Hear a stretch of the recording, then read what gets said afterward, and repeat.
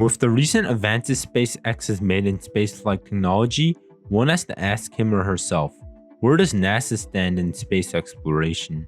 More specifically, since the majority of this channel's audience lives in the US and pays taxes to the US government, where does NASA stand in terms of developing rockets? After all, the agency was funded $22.6 billion for 2020.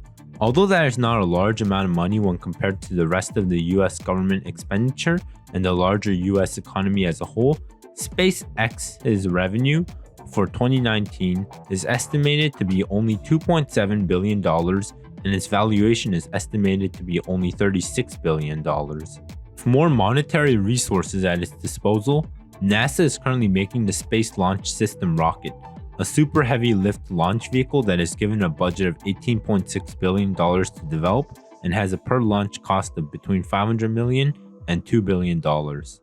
In comparison, the SpaceX Falcon Heavy costed only $500 million to develop and $90 million per launch. Clearly, in terms of cost, SpaceX is the winner. So today, we'll be asking, what case does NASA have for developing the Space Launch System, and is it a waste of money? The argument in favor of NASA's SLS is its higher payload capacity. It will eventually be capable of sending over 45,000 kilograms to the moon.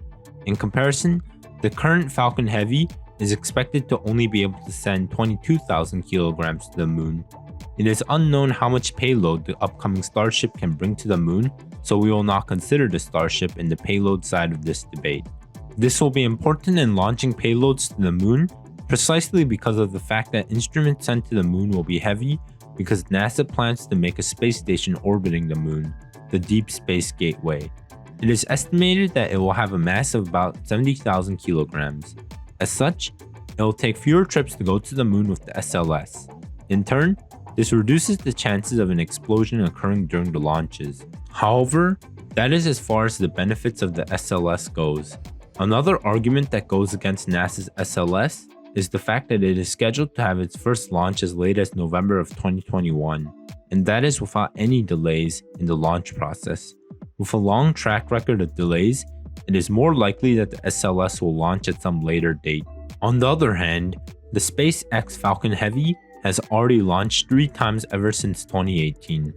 Even the SpaceX Starship is expected to launch sometime this year, although, to be fair, SpaceX does have a track record of also being overly optimistic in their timeframes. As such, I personally believe that it will launch in 2021 as well. The next argument against the SLS is the fact that it is not reusable. Aside from the cost argument for reusability, there's also the argument of production time and launch cadence in relation to reusability. SpaceX launched 23 rockets in the year of 2018. This is because it did not have to create new rockets for each launch. Instead, many of its launches used old boosters. On the other hand, the SLS is not designed to be reusable.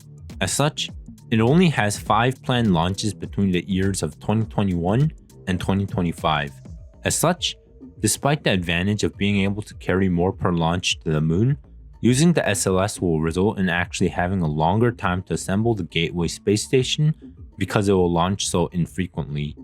With 3 arguments against the SLS and only 1 argument in favor of it, I come to the conclusion that the SLS is indeed a waste of taxpayer money that could be used to fund other space efforts or even elsewhere in society. Although $22.6 billion might not seem like a lot, it can be rounded up to $100 of taxpayer money per person in the US.